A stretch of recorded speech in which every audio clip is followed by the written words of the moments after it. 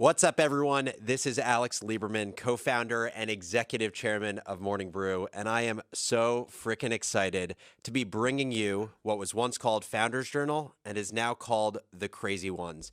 But unlike Founders Journal, where it was just me riffing on camera 3 days a week in these long, drawn-out monologues, The Crazy One is going to be the best co-hosted startup show on the planet. And I am so excited to be joined by Sophia Amoruso and Jesse Pujji as my co-hosts. Guys, we did it. Here we are. We're together. We a lot of practice, a lot of talking, about 10,000 hours of tech checks, but we did it. This is very professional, this whole setup. It's like live TV. Well, I want to start with a story. So this morning, came into the office, had 60 Second Startup, which is this other social series I did. I'm sure we'll talk about it at some point on the pod. And I get back into the office with one of the producers from Morning Brew. And I start talking about this company, Liquid Death. And I start talking about it because I've been reading articles about it. And the producer stops me in my tracks and she's like, guys, best water on the planet. And I just I couldn't take it seriously. I was like, you got to be kidding me. It's water. Clearly, they've gotten you with the branding. Are you guys familiar with the Liquid Death story? I know, Sophia, you're an investor, right? I'm a proud investor. I was in their round where they were valued at like $8.5 million or something in 2019. Nice. That is insane. Yeah. I witnessed Peter Pham, who's a friend of mine, handed out at every single tech conference I'd ever been to. He carried a big bag of it and would hand it around to people. And then people got to look super cool drinking this water that actually looked like beer. Well, for the crowd, because a lot of people probably don't know what Liquid Death is or doesn't know the backstory. So it's this guy, Mike Cesario, 40-year-old guy who comes from an advertising and creative background. He worked at agencies growing up. And the actual origin story, I don't even know if you guys know this. 2005, Mike, who was into the punk skateboard scene, he goes to Warped Tour, which started to date you guys. I don't even think I was around for Warped Tour. And he noticed that these bands had their water in Monster Energy drinks. And he was like, that makes no sense. Why do they do this? Oh, clearly it's they don't like the look of just normal water bottles. So that was the origin story. He ended up creating Liquid Death, which as of a week ago raised $70 million at a $700 million valuation. Most people, they look at this and they're like, this is fucking asinine. It is just water. But, oh, wow, Sophia's got it on cam. It's in my fridge. I was like, Tyler, can you hand me this? So I'll be honest. I was going to try to rush to get it before the show, but it was too tight of a timeline. But I think it's absolutely genius. Why do I think it's genius? One, I think it plays into these three big trends. One, bottled water just became the largest category ahead of carbonated drinks. I think it's at 29 billion now. It's supposed to get to 45 or 50 billion in the next few years. Jeez. We have obviously this entire movement into sobriety being cool and people not drinking alcohol again. And I'll say for me, as I've tried to drink less, I always feel the social pressure of not holding a can. So you get to basically mask your water in a can. And then the third piece is obviously the environmental component, where single-use plastic is just horrible for the environment, and aluminum is way better. Now, I think of Liquid Death as basically it is a marketing company that just happens to have a product that is water because it's a commoditized product. They could have picked any commoditized product.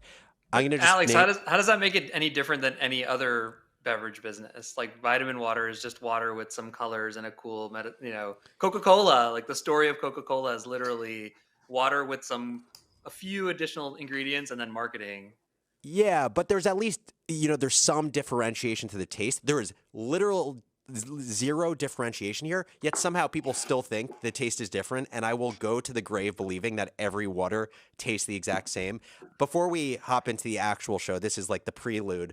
Two unbelievable marketing campaigns that Liquid Death has done recently, and they've done dozens of these. First was in the last few days, they partnered with Martha Stewart. I don't know if you guys saw this. And they went and they created, great, we got it on cam, a severed hand holding a Liquid Death as a candle. Just the most random thing ever. If you were to ask me to drop who would the ideal collaboration be, it would not be Martha Stewart, but it's great. The second one, and this was a little while ago, is rather than going to athletes or celebrities to do endorsements, I don't know if you guys ever saw this, they went to Water Boys. So they did a $100,000 endorsement with a professional team's water boy. And then they created a YouTube video of water boys and water girls running 40-yard dashes with liquid death in hand. So is this company worth $700 million? I personally don't think so. Is it going to have the staying power, the brand staying power, given it is so sexy and cool right now? I don't know.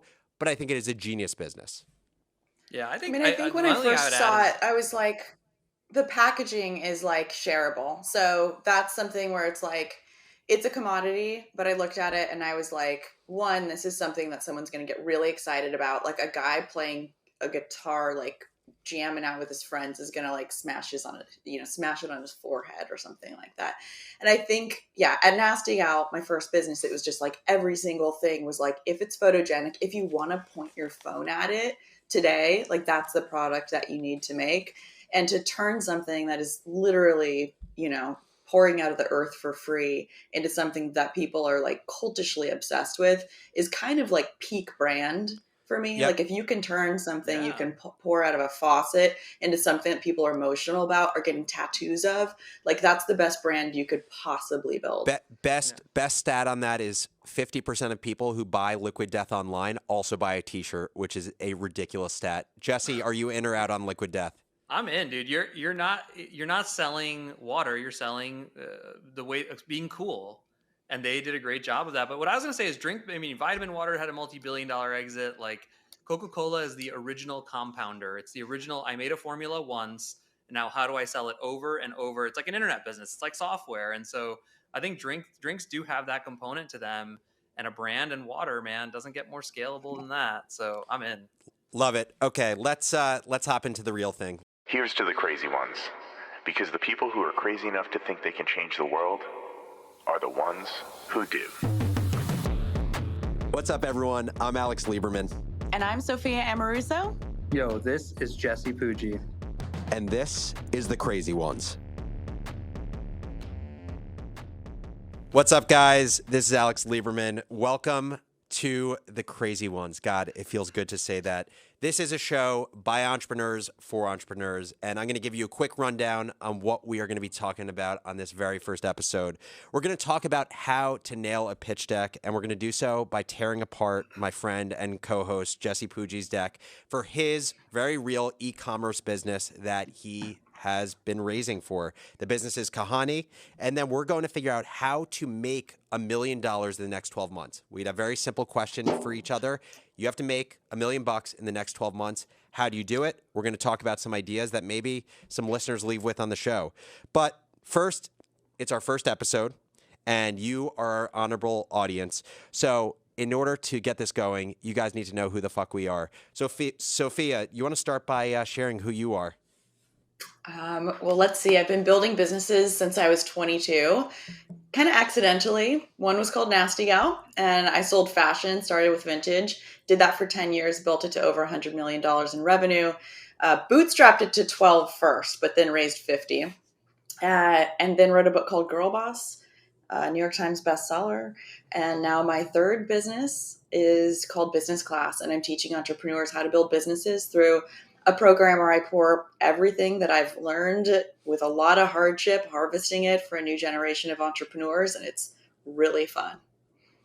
Love it. Jesse, we're going to get you talking about yourself by going right into this first topic. So I want to say it was in the last 7 to 10 days, you put out a tweet about how you've been working on this B2B e-com business. You decided to raise money for it. You just raised a seed round. My first question to you is, what the fuck? Two what the fuck.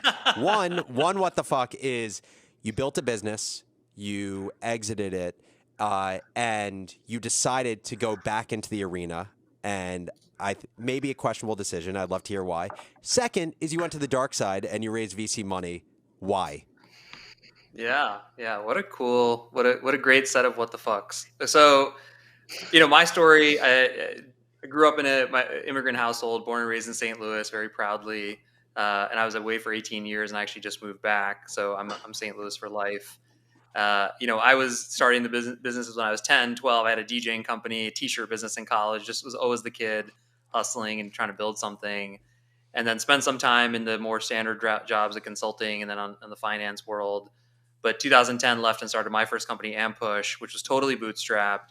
We were one of the first companies to crack the code on Facebook marketing and advertising. And our early customers were Uber, Dollar Shave Club, Peloton. We grew that business, had a liquidity event in late 2015. And I continued to run it. Actually, I met these guys from Red Ventures and learned a ton from them, basically for a full decade. So I ran it for 10 years. And to answer your question, Alex, as I went down that process, I realized I started trying to pull out what was driving me every day, because it wasn't money anymore, and it wasn't, ambition solely. I loved helping people learn and grow, and I loved building businesses. And so I wanted to build something that would help me do that. And then, so I launched a venture studio called Gateway X in January of 21 back in St. Louis. And, we've launched 3 businesses, and what I would say that each of them is a different business problem with a different set of customers and different challenges and risks, and they're all financed very differently. And so Kahani, we think it's a huge opportunity. We think it's a soft, big SaaS business. We think it could be Shopify of 2020 in terms of its scale. And I think a combination of on the exciting side, let's get money to go fuel that vision. But on the other side, I'd never built a product in SaaS business, and so I started realizing, unlike a services business where you can change things on a dime very quickly because you just get another person or change the scope of a project, that you have to build a product, and you need talented engineers and capabilities and time.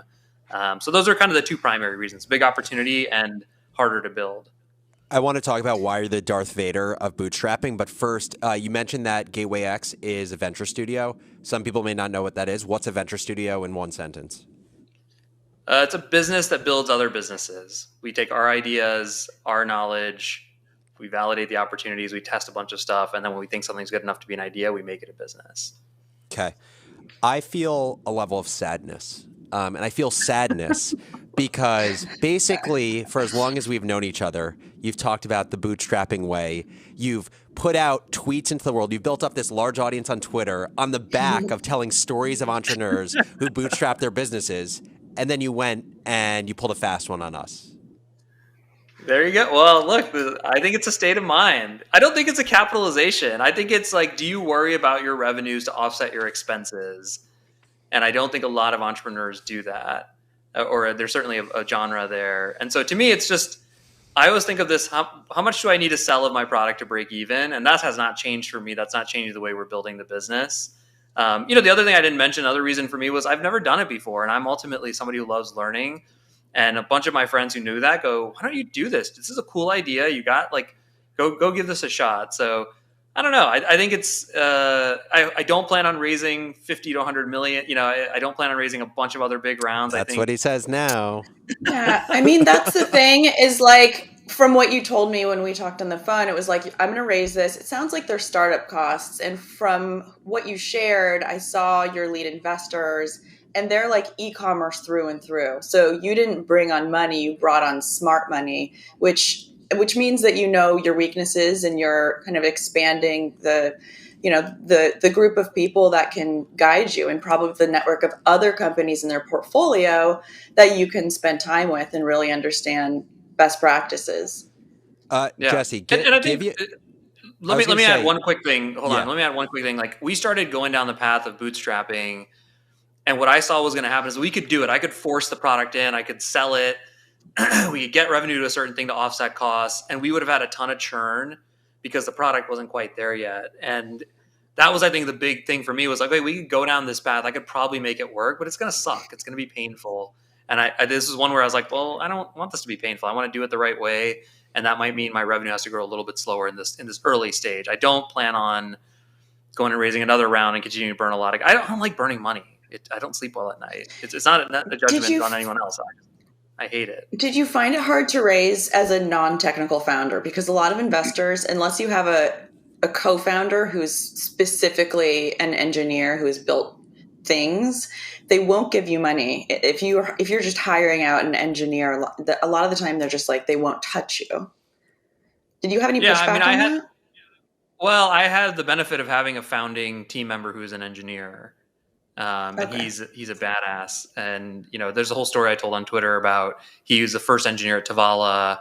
I was an investor in Tavala, and then he was referred into me, and he's amazing. So yeah, I don't know what would have happened if I was just, it's a tough go if you don't have a product built and you don't have the right team in place. Okay, I want you to give the spiel on Kahani, because no one knows what it is, and I want us to then roast you in the nicest way possible.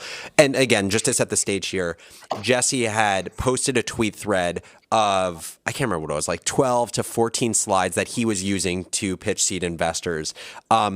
Give the spiel, but before that, just so people understand Gateway X, how many businesses do you have right now? What are the other businesses, like in one sentence? And then give the spiel. Yeah, so we have 3 businesses. One is called Growth Assistant, and it's offshoring for digital marketing teams. So the same thing that happened in software engineering, we think will happen in marketing. We launched a brand called Unbloat. The term unbloat is searched as often as erectile dysfunction, but there's no pill yet for it until now. And so we've launched that as a brand, and then there's Kahani. So Kahani, you want me to just jump into the pitch? Let's hear it. Okay, I'm going to do a shorter version. But so get your game face on. I spent 10 years in digital marketing, customer acquisition for the biggest e-commerce brands in the world.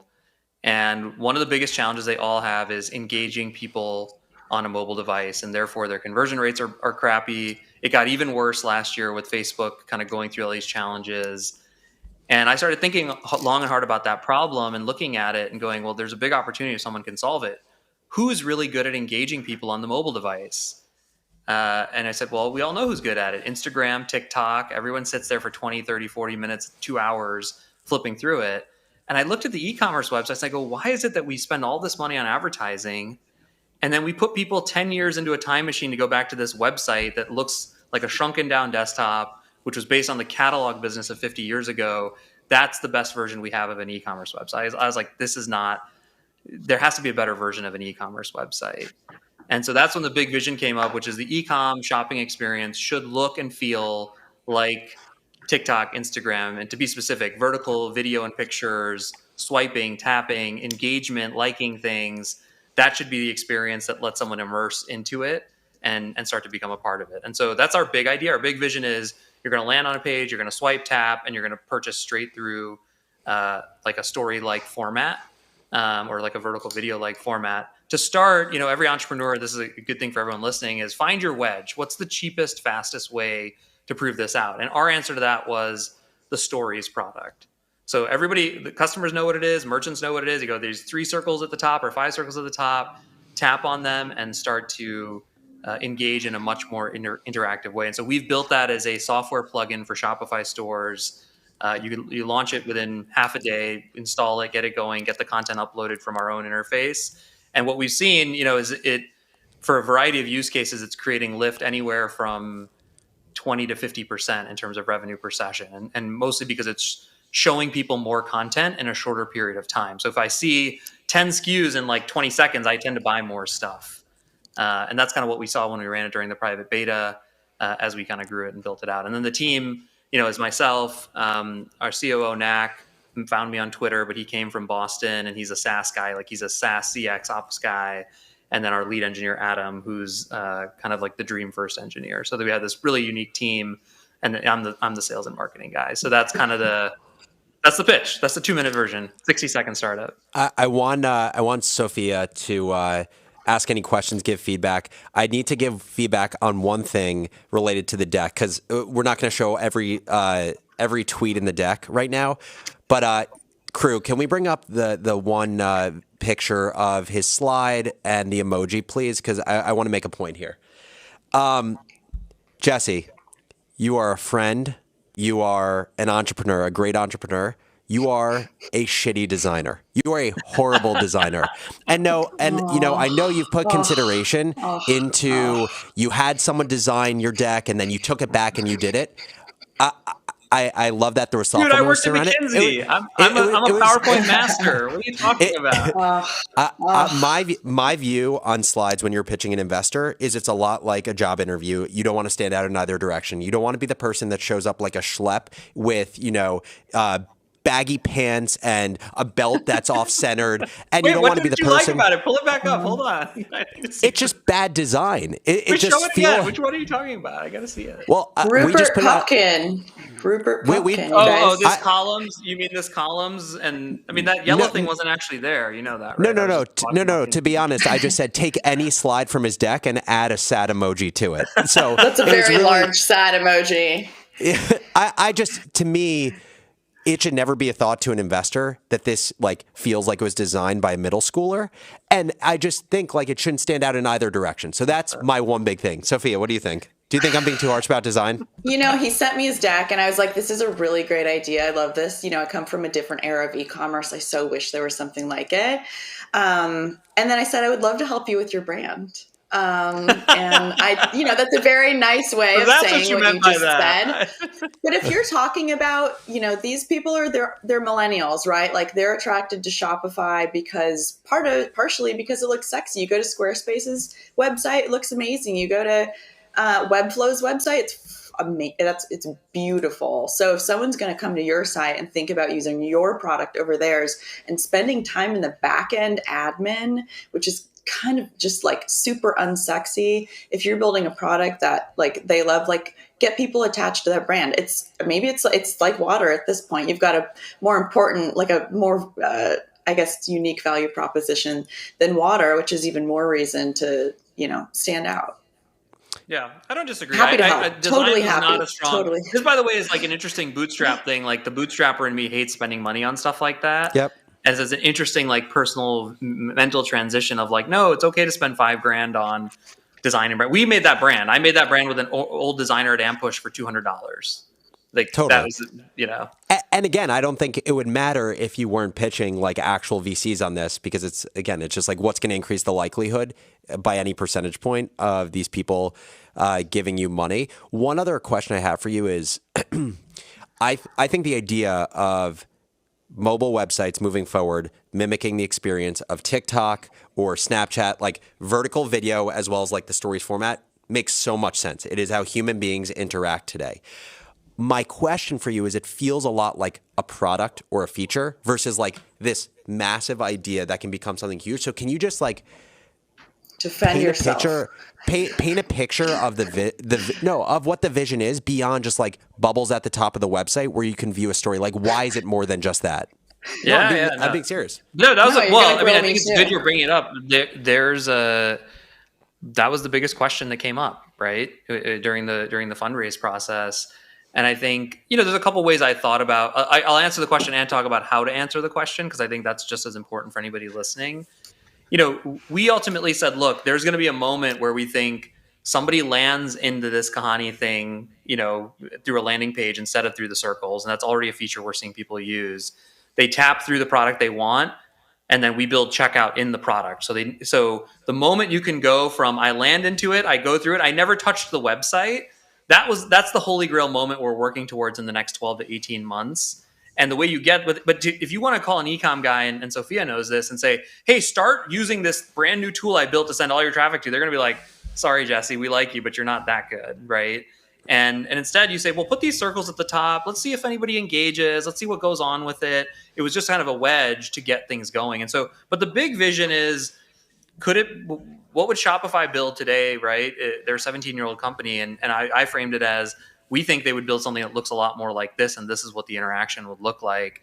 The other, just a couple of funny things we use over the investor process, and one thing I like to do just for people listening is like, investors give you ideas while you're pitching them, and then I'd be like, ooh, that's a good one. I'm going to use that in the next conversation. And so one of the ones that came up was, you're designing the airport kiosk retail format of the internet.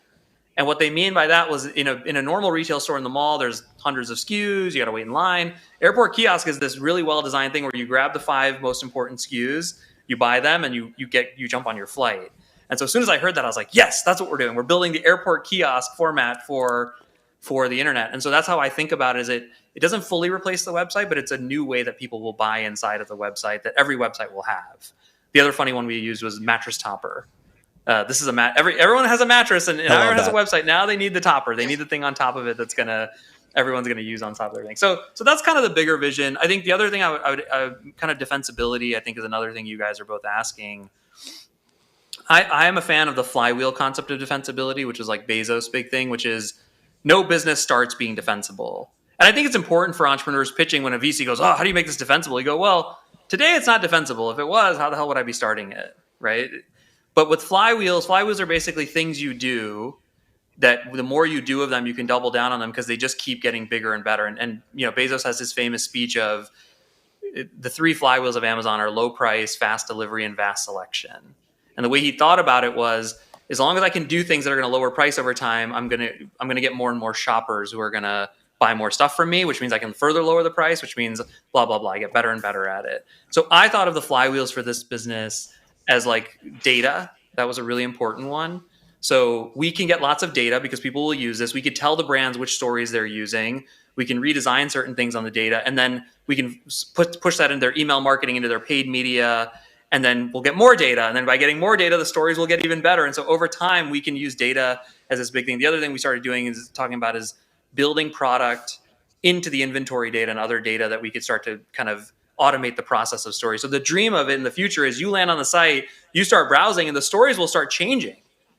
Your stories will look different than mine, will look different than Sophia's, just like our news feeds look different from each other's on Facebook. And so that's another thing that we started to say, we're going to pull on that string. None of it exists today, obviously, right? But that's how we think about building and creating something meaningful. We need to move to the next topic, but I can't just finish this segment with roasting you the entire time. I want to talk about just one thing that was my favorite part, which was you had a slide talking about the problem of the business. And I think one genius thing that you included in that slide, or that at least you mentioned in the tweet, was that you would ask every investor to start, what made you excited to take this meeting? And I just think it is the best lesson for entrepreneurs who think either they think they're great salespeople or they're trying to figure out how to sell and they haven't really done it before. And they just assume they have to start talking and selling and storytelling the business. And to me, that is the biggest mistake rather than taking in the information. Like, why is the person here? What are they looking to basically hear from you such that it is going to make it an easy decision for them to invest? So I think that was a brilliant question by you. Sophia, you want to tee up the next one? Let's talk about how to make 7 figures in a year. Yeah, this was a tweet that I think, Alex, you made, right? Yeah. And it's super interesting. I mean, there's just this whole kind of Twitter world of people being like, I found a dry cleaner business and I turned it into like all these like kind of niche businesses that like, people are really mostly talking about bootstrapping. And there are incredible ideas out there. And I think it just got our wheels spinning on if you needed to build $1 million business in 12 months, where would you go? What would you choose? And so I think there were a lot of ideas on there. I think a lot of them are super interesting, but I'm curious what you would do. Well, you need to lead this off because you're actually doing it. For okay. Jesse and I, it's just hypothetical. Yeah. So what are you doing? All right. Well, I did it. So in 2020, I've done it 3 times. All of my business. No. I'm sorry. Nasty Gal did 75K its first year. But business class, I launched it in the middle of COVID. We shot it in my house. It's a digital course for entrepreneurs. It's incredible. It's super comprehensive. It's like nothing out there. It's an amazing brand. And I think that's part of why it's been sticky. And also people were at home. So there's very much a formula for building online courses. And I had been watching it for a while. I decided, the 3rd time around, I'm not going to try to invent a business model. I've did it with my second business. It was kind of a media company that was called Girlboss. And with this one, I'm using all the existing tools available. And anybody can really do this if you have the knowledge to bring and you can leverage your audience or build an audience and share with people what it is that you have to teach them. It's an amazing way to go. And for me, I was like, all right, I've been feeding these beasts for now 13 years that are businesses that have, with Nasty Gal, it was 200 people. We were at maybe 25 people at our largest with Girlboss. And I'm like, I don't want stakeholders. I want something nimble. I want something capital light. I want something human light. I want something scalable, repeatable. I want it to be lather, rinse, repeat. And I want it to feel like a project because I don't want to be like in the undertow of entrepreneurship. That is what all of us definitely have experienced. And business class launches twice a year. So I enroll people in the spring and I enroll people in the fall. It's all pre-recorded. So I'm able to leverage this content over and over again. And my job is to promote it twice a year. And obviously, course, by the way. So the course is 8 hours of video trainings with me, but then there's over 50 hours of interviews that I've done with amazing founders. We have Ryan Holiday coming on. We've had Damon John and Norma Kamali and the founder of Away Luggage and incredible people. And then there's 300 pages of worksheets. So it's not we're not talking at you. I'm really taking people through something where they can take action, workshop their businesses, and it all comes in this really beautiful thing called the Flight Manual. And it's this blue binder and it ships to you no matter where you live. And then, of course, there's the Lounge. So we have an app called the Lounge. We have over 3,000 founders in it. And it's really unlike anything else. It's where people are jamming out on, workshopping their businesses, their brands, creating their logos, asking where you can find a drop shipper or a packaging supplier or what software to use to build their online business. And there are folks collaborating there, meeting up. It's an awesome, awesome place to be. So just to put a bow and it did on over it did over $1 million in a year. It did over $1 million in its first launch. So and I profitable? invested super profitable. I invested like a few $100,000 in the content and, hired a couple people actually, and launched it in fall of 2020 and brought in over $1 million in our first launch. And last year we did, I think 3 and threw off over $1 million in revenue. I bought a house in Kauai. It's pretty great. I work in the fall and the spring. So basically, just to put a bow in it, the idea is you've leveraged this audience you've built up over time via just your personality with Nasty Gal and with Girlboss. I think on Instagram you have hundreds of thousands of followers. You have a large audience, and basically you're leveraging that audience, many of which are kind of like career-focused entrepreneurs and professionals, and business class is this digital course for entrepreneurs who are looking to take their business to the next level or start their business. Yeah, absolutely. And they're paying, I think it's $2,000 for the course. You market the course to them twice a year, and it's super low cost because at the end of the day, a lot of this is pre-recorded. There was upfront costs, but you only have a few people that actively have to work on this throughout the year. Yeah. So I have one community manager, and I just hired an assistant, and I have one contractor, and that's my business. Love it. I want to go to Jesse, but I want us to talk about, as we wrap things up at the end, like what's a realistic path for people? Because I think you have such an amazing benefit of two things. One is you're a proven entrepreneur, so people are going to trust a course around building a business from you. The second is you have a built-in audience that you can market to. And I know you do a fair bit of paid marketing on this, but you do have the benefit of a lot of organic marketing. For people who don't have that, where do they start? We'll talk about that in a minute, but Jesse, what's your idea? Yeah, I mean, I would, well, let's just jump to it. Like, I think the formula, just hearing Sophia talk and thinking about my answer, which would be more valuable for people, is I start with, what is my unfair advantage? What is something I know that other people don't know? And then I go, who needs to know this or would benefit from it? And who's the most, who can I charge the most money to who would benefit from this thing that I know that's my unfair advantage? And so my one idea that is a business I launched was Growth Assistant, with Gateway X, which within a year we were doing well over $1 million. And it was, we had offshore digital marketing at Ampush. And actually our former employees had left and been like, man, I still need that resource. I'm running growth for a brand now, but I don't have that offshore. And I was like, how is this not a business that somebody started and no one had done it? And so similar to Sophia, it was a knowledge base I had. It was my brand. And I partnered effectively and launched it. But to me, the formula is, what's your unfair advantage? What's the thing Yes, Sophia and I have audiences, whatever. But there's things that nobody else knows. Somebody listening right now. Especially, by the way, I like to look at them at cross sections of things. Right? There's Sikhs who know e-commerce. I don't know. I'm one of 5 in the world probably, right? I could start a turban e-commerce business. It would be the bomb, right? It's not just turban. There's beard tools and brushes, and there's a whole, but the point is, what are juxtaposed things that only you know? And it's usually, it's like, has to be a cross section of a few things, not just one thing, because lots of people know one thing, but very few people have that overlapping knowledge. And then figure out who's going to pay you the most money for it and go sell it to them. I'm going to give you guys my idea in a minute, which I already, by the way, I've already mentally prepped myself for you shitting on me for this idea. But I just want to agree with Jesse, what you said about really honing in on like what is your unique. So I think if you're listening to this and say you don't have an audience of hundreds of thousands of people, my basic view is how do you find a niche in which you do build an audience and then you create a product around that niche and then you use the audience that you build to sell that product. So I think there are 3 questions you ask yourself. What are skills or topics that I'm personally passionate about? Of these skills and topics, which of them will help someone make money, save money, or accelerate their career?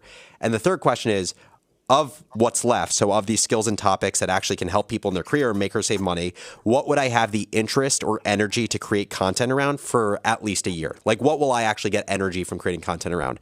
And just to give one example, there's this guy, Thomas Frank. I don't know if you guys are familiar with him, but he has a YouTube channel with like 2 million subscribers. He has multiple channels, but that's his biggest channel. And he is a Notion ninja. He knows Notion better than anyone else in the world.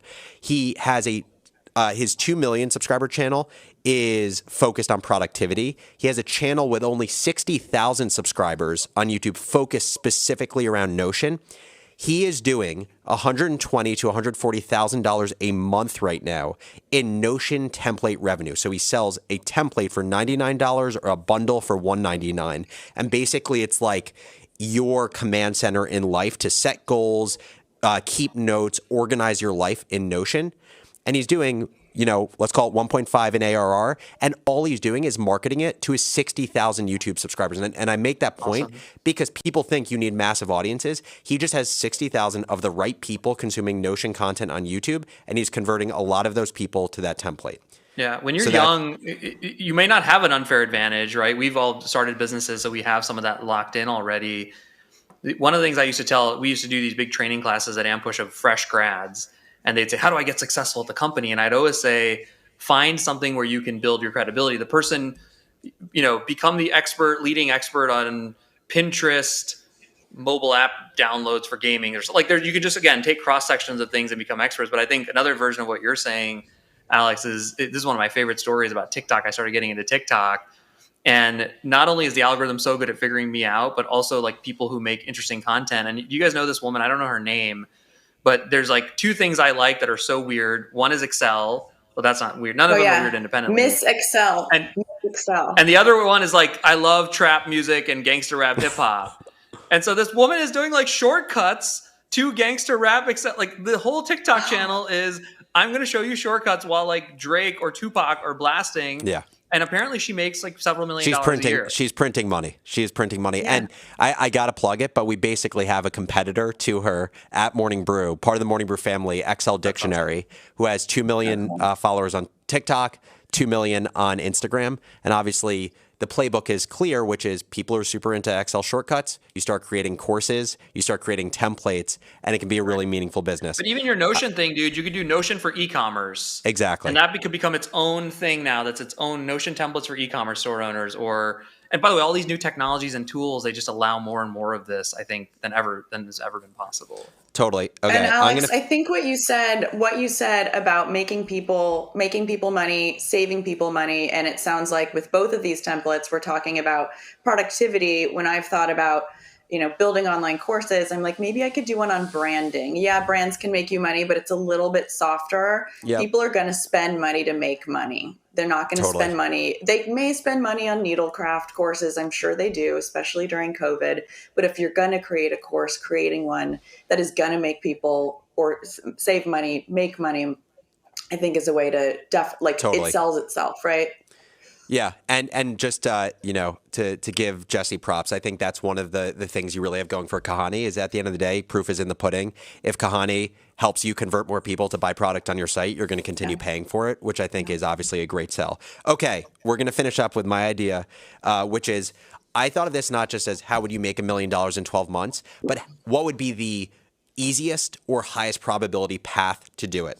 And so my answer, very simply, is executive coaching.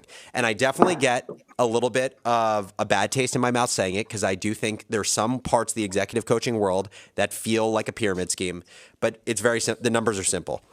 $1 million a year, it's $83,000 a month. To do $83,000 a month, if you are charging clients $5,000 a month, which just for context, I've seen executive coaches charge anywhere from $2,000 a month to $40,000 a month. You need 16 clients and charging them $5,000 a month. And so, am I proud about this answer? Well, first of all, what I'm going to say is I think if you do executive coaching the right way, it can be a huge point of leverage for founders. I think the reason executive coaching gets a bad name is because the barrier to become an executive coach is so low. There's not like licensing that you need. And so the supply is huge. But the best executive coaches are great. Jesse, I know you would say that because I know. I disagree. You owe your life to your executive coach. And so, he sold me on his guy. Yeah. So that's my idea is I believe that in a year I could get 16 clients paying $5,000 a month for executive coaching. But you'd be an awesome coach, just for the record. Like, you say it like you don't want to say it, but dude, you would change the lives of 16 people meaningfully if you did that. So I don't know. I think the reason I came on this podcast is because I get to be in a group text with you guys and like grill you all day long on what I should do. Should I upsell people from business class? Should I start a lower ticket product? Should I do coaching? Should I create a mastermind? And yeah, I'm so lucky to have both of you as coaches. So thank you. But you're not making any money. Anyone's ever said no money. No money from me. I'm sorry. Okay, so we are going to finish this thing up with a segment that is called Startup AMA. And so I have 4 questions in front of me from listeners of Founders Journal. I'm going to read one of the questions, and then we're just going to give our best advice. The question I'm going to ask is, as a non-technical founder of a tech startup, what should I be doing while the product is in development? Jesse, what do you think? Yeah, what a great question. Just because you're not a technical founder doesn't mean you shouldn't understand the technology and the data aspects of your business. So I think step 1 is ask a lot of questions to your engineer and your developer. What database are they using? Why are they making that choice? There's a lot of underlying technologies that aren't just gobbledygook code. Why are we using AWS or Azure? So just learn, I think, is the number one thing. I think the second most obvious one is start talking to customers and selling. You can get out there with a pitch deck.